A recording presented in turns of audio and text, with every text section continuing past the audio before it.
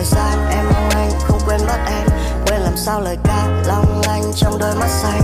Lối sống đẹp mình tripping, Volkswagen mình flipping. Let me see your moving, grooving, we grooving. Lối sống đẹp mình tripping, Volkswagen mình flipping. Let me see your moving, grooving, we grooving. Anh hay ta hãy yêu như chỉ có đêm nay để yêu.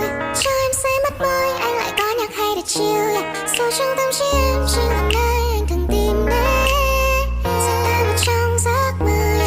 Hãy cho em chút thăng và cao ấm trong từng hơi thở. Chắc cho em giấc mơ như bình minh xưa tầm mây mà. Yêu anh như Red Bull, em tìm đến trong ly cùng chảy ra. Hey boy.